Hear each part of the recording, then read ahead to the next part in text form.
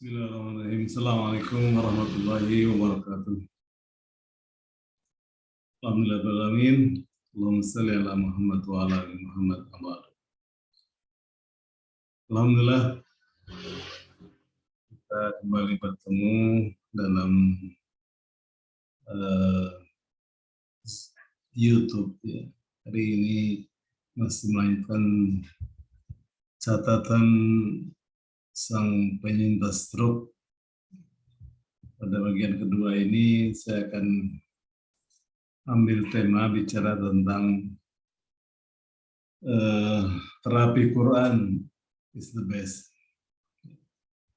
Bagi saya, seorang Muslim yang berkeyakinan bahwa sesungguhnya Islam is solution. Sesungguhnya setiap masalah yang kita hadapi pasti ada solusinya dalam Islam. Saya meyakini bahwa Quran salah satunya adalah disebut asy-syifa, ya, obat penyembuh.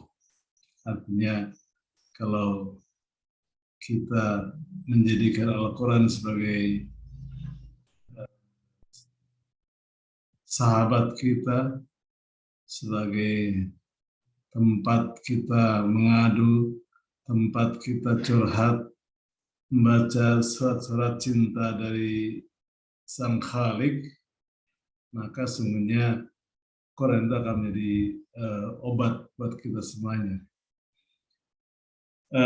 Ketika terjadi serangan stroke pada tanggal 22 September 2021, yang sekali ditegaskan ternyata di tanggalnya persis sama dengan tanggal Mas Tukul Arona juga terserang stroke pada tanggal tersebut, yang sampai saat ini juga masih dalam proses pemulihan. Ya. Yang saya lakukan tidak jauh, ya, bagaimana kita kembali kepada Al-Quran. Ya. Kebetulan saya sejak bulan September 2018 itu tergabung dalam komunitas Odoj, komunitas One Day One Juz. Setiap hari membaca 1 juz Al-Quran minimal. Ya. Bagi saya ternyata keberadaan saya bergabung dengan komunitas tersebut sangat membantu dalam proses pemulihan saya ketika kemudian ada serangan stroke itu.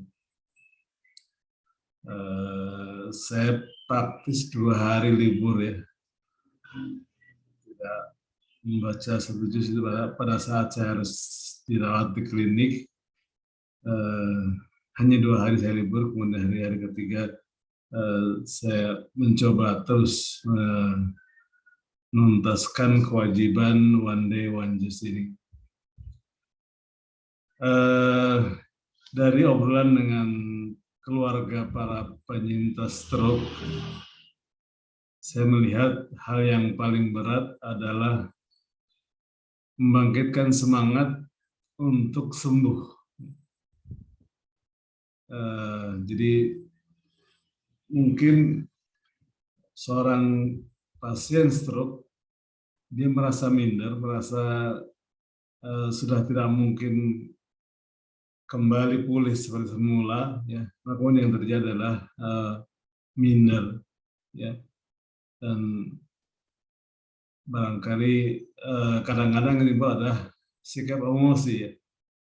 Sikap emosi. Maka ya salah seorang bully saya dulu ketika kemudian ada peristiwa ketika suaminya stroke, ya, sempat kemudian dokternya itu malah dipukul gitu. Ini saja tentu saja adalah hal-hal yang seharusnya tidak boleh terjadi. Tapi saya memahami bahwa pada saat-saat seperti itu kondisi pasien stroke itu sedang mengalami depresi yang luar biasa. mengalami rasa minder yang luar biasa, mengalami rasa marah yang luar biasa.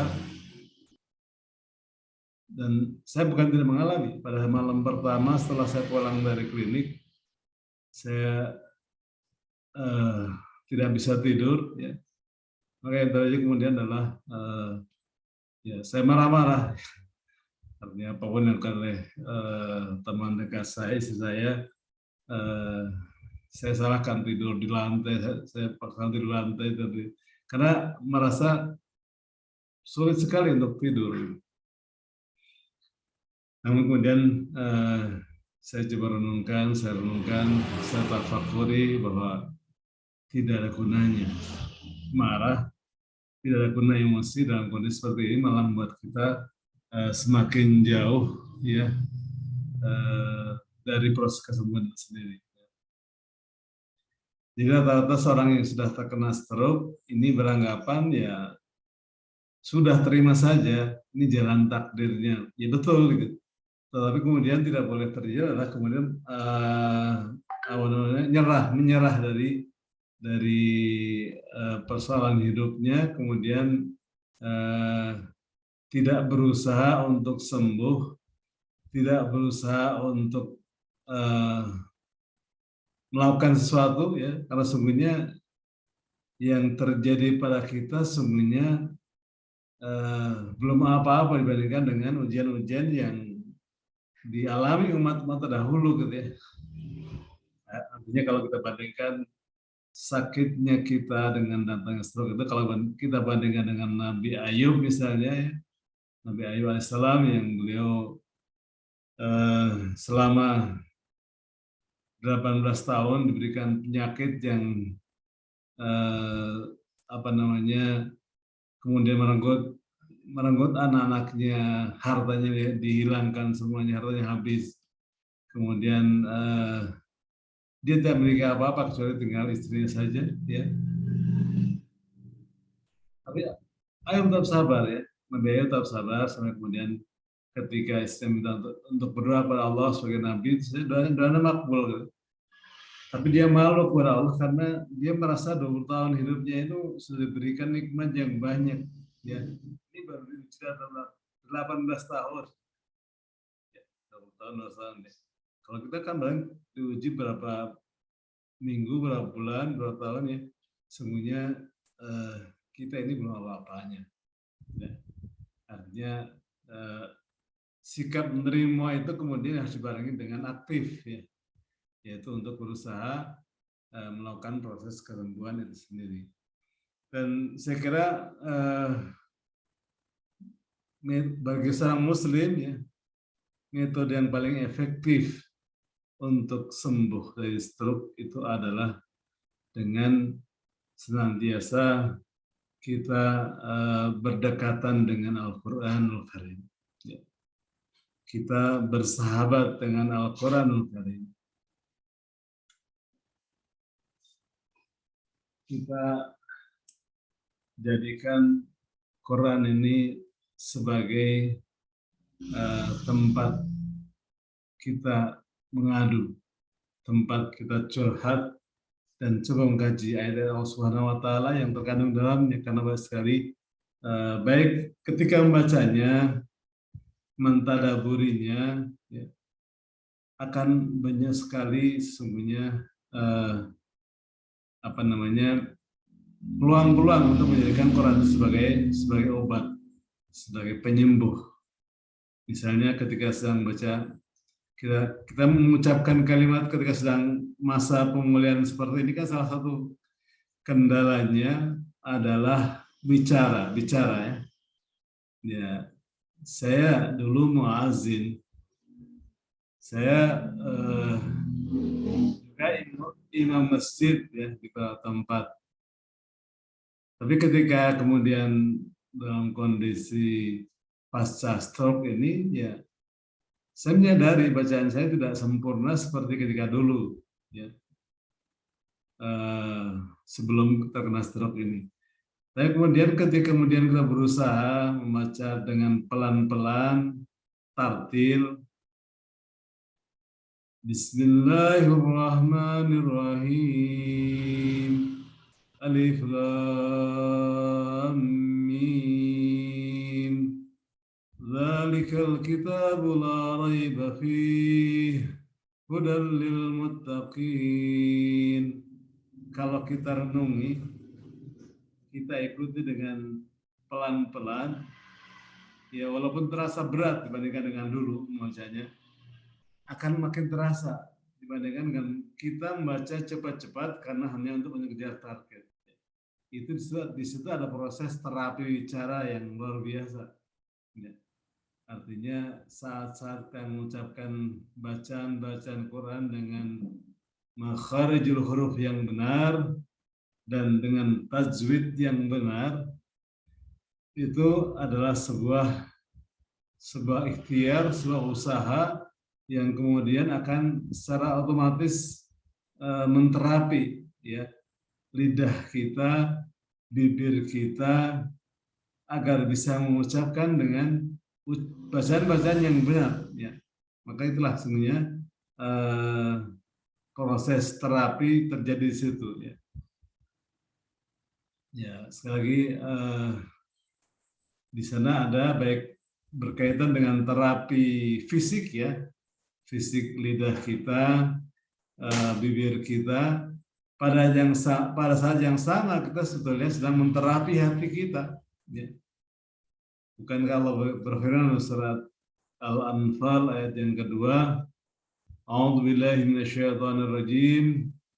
Innamal mu'minuna alladzina idza dzukirallahu wajilat qulubuhum wa idza tuliyat alaihim ayatuhu zadatuhum imana wa ala rabbihim yatawakkalun.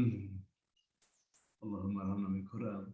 Sesungguhnya orang-orang yang beriman adalah mereka yang apabila disebut nama Allah gemetar hatinya. Jadi orang beriman adalah yang pertama, ketika disebut nama Allah gemetar hatinya. Kenapa gemetar? Karena rasa mahabbah, rasa cinta, mahabbatullah, cinta kepada Allah yang luar biasa. Walladzina amanu asyaddu hubba lillah. Dan orang-orang beriman amat sangat cintanya kepada Allah. Wa idza tuliyat alaihim ayatuhu zadatuhum imana. Dan apabila dibacakan ayat-ayatnya kepada mereka, bertambah kuat imannya. Ya. Jadi yang kedua orang beriman, ketika dibacakan ayat Allah Subhanahu wa taala, maka zadatuhum imana, bertambah iman. Jadi disitulah proses terapi hati kita berjalan ya. Dengan kita membaca Al-Qur'an, A'udzu billahi minasyaitonir rajim. Bismillahirrahmanirrahim. Alhamdulillahi rabbil alamin. Ar-Rahmanir Rahim. Maliki yaumiddin. Iyyaka na'budu wa iyyaka nasta'in. Ihdinas siratal mustaqim. Siratal ladzina an'amta 'alaihim ghairil maghdubi 'alaihim waladdallin. Amin. Maka hati kita juga diobati, ya, bukan hanya mulut kita, bibir kita, lidah kita, ya, tapi sekaligus menterapi hati kita. Ya. Jadi bagi saya terapi Al-Quran is the best ya. Buat para penyintas stroke yang pernah sudah bisa baca Quran, kuncinya satu, dekatkan diri dengan Quran, perbanyak tilawah, membaca, tadabur, memperhatikan ayat-ayatnya, tahfiz, menghafalnya, maka insya Allah pelan-pelan ya itu akan menjadi terapi kesembuhan kita insya Allah. Ya. Wa ala rabbihim yatawakkalun, dan si orang ketiga orang-orang yang beriman adalah orang-orang yang hanya kepada Allah mereka bertawakal. Ya termasuk ketika saat-saat seperti ini, saat-saat sedang masa penyembuhan dari stroke ini, tak ada yang lain kecuali kita berserah diri kepada Allah Subhanahu wa taala, bertawakal kepada Allah Subhanahu wa taala, dan yang meyakini Allahu asy-syafi, Allah yang Maha menyembuhkan. Sehingga dengan senantiasa kita bertawakal, bersandar kepada Allah Subhanahu wa taala, maka proses pemulihan, proses penyembuhan itu akan berjalan dengan izin Allah Subhanahu wa taala. Bukankah Allah yang menurunkan penyakit dan Allah pula yang memberikan obatnya? Obatnya dawa itu adalah dengan salah satunya dengan terapi Quran. Ya. Sekali lagi buat saya pribadi, terapi Quran adalah sebuah terapi yang luar biasa, terapi yang sangat luar biasa untuk masa penyembuhan, masa pemulihan dari serangan stroke ini. Alhamdulillah, saya tetap berusaha mempertahankan untuk sebagai anggota ODOS melaporkan setiap hari 1 juz bacaan Quran kita, ya. Dan saya pribadi punya tekad yang saya catat dalam hati saya, jangan sampai matahari terbit dan saya belum sholat. Saya belum lapor 1 juz pada hari sholat. Artinya saya punya tekad, alhamdulillah selama ini ya 90% lah saya berhasil sebelum matahari terbit, sebelum waktu syuruk, saya sudah laporan 1 juz setiap harinya. Ya artinya ini yang terpenting buat kita adalah ada tekad dan semangat tadi. Yang mungkin ada yang punya tekadnya sebelum maghrib ataupun ya lakukan semua itu, tapi sungguhnya yang terpenting adalah selama kita meyakini terapi Quran is the best, yakinlah insya Allah Allah akan memberikan kesembuhan kepada kita. Ya. Kondisi stroke itu terjadi pada siapa saja. Biasanya mungkin penyakit yang menyertainya, termasuk saya adalah sebelumnya menderita hipertensi, ya, sudah tinggi, mungkin sudah bertahun-tahun saya tidak memperhatikan potensi darah tinggi saya, kemudian Allah uji dengan datangnya serangan stroke pada tanggal 22 September 2021 ini. Ini yang ingin saya bagi kepada teman-teman, khususnya teman-teman yang Muslim.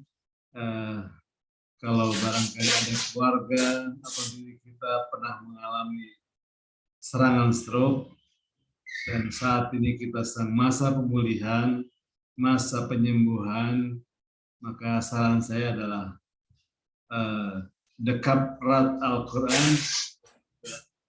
Dekat erat Al-Quran ini, kemudian ta'amul Al-Quran, ya, berinteraksi dengan Quran dengan sebaik-baiknya, baik membacanya, kemudian mentadaburinya, memaknai arti bacaan yang kita baca, menghafalnya, ya, saja mengamalkannya, ya, maka insya Allah mudah-mudahan kita bisa merasakan yang dikatakan oleh Syed Qutb dalam pembukaan fi zilal Qur'annya, al-hayatu fi zilalil Qur'an nikmat. Sesungguhnya hidup di bawah naungan Al-Quran sebuah kenikmatan, adalah sebuah nikmat. Tidak ada yang bisa merasakannya kecuali mereka yang telah merasakannya. Tidak ada yang bisa merasakannya kecuali mereka yang telah merasakannya. Artinya kenikmatan hidup bersama Al-Quran itu nggak bisa diceritakan. Ya. Kita rasakan dengan standar kita banyak berinteraksi dengan Al-Quran, insya Allah. Mudah-mudahan yang segera ada manfaatnya buat kita semuanya, buat teman-teman yang masih mengalami seperti saya pemulihan pasca stroke. Tetap semangat, tetap yakin, niatkan lillah karena Allah, maka insya Allah dengan kita bantu dengan terapi Quran, Allah Subhanahu wa Ta'ala akan menyembuhkan kita.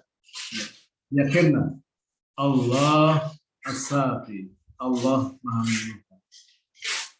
Mudah-mudahan manfaatnya yang sedikit ini. Assalamualaikum warahmatullahi wabarakatuh.